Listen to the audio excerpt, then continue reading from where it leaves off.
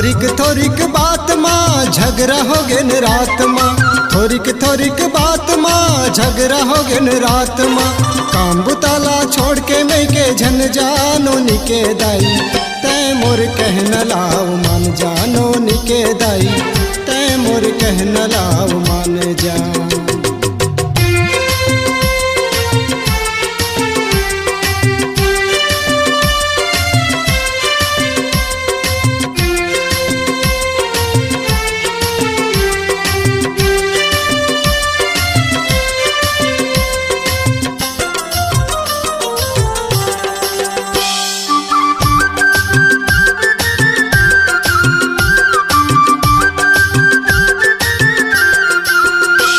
अभी काम बुता है बाढ़े, घर में लड़का है नान है कैसे करथस बाई, अब आगे है धान लुआई।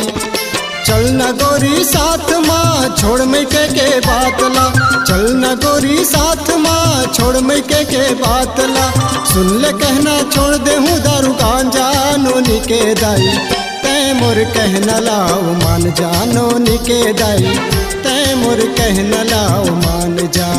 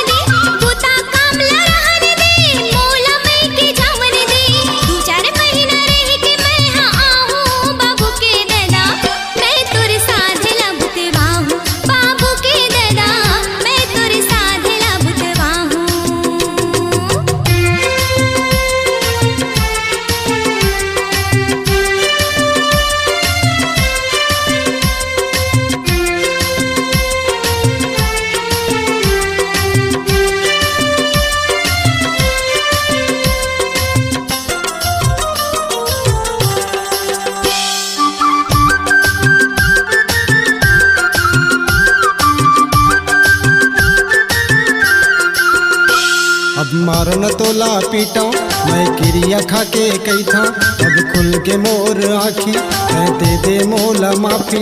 तै कत कसहे मारला तब नि माने हारला, तै कत कसहे मारला तब नि माने हारला। मैं करो नि सकोरी असन धंधा नो निके दाई, तै मोर कहना लाओ मान जानो निके दाई, तै मोर कहना लाओ मान जा।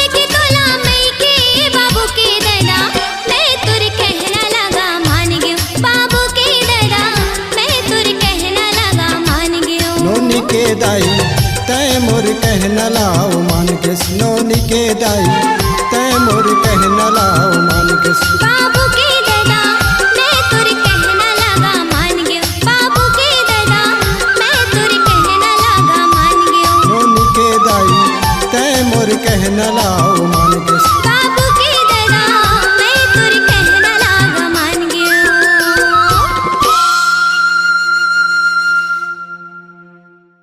छत्तीसगढ़ी लोक कला मंच नंगरिहा कुर्सी पार गेट भिलाई की प्रस्तुति कॉलेज वाली टूरी, जिसे अपने मधुर स्वरों से सजाए हैं सजीवन दास टंडन माधव साहू, सुकृदास मानिकपुरी, संतोषी दीवान, किरण यादव। गीतकार हैं सुकृदास मानिकपुरी, सोनूराम भारती, जिसे संगीत से सजाए हैं संतोष कुमार साहू। आज ही ले आइए कॉलेज वाली टूरी। कार्यक्रम हेतु संपर्क करें सुकृदास मानिकपुरी। मोबाइल नंबर 7587186076 और 8085545495।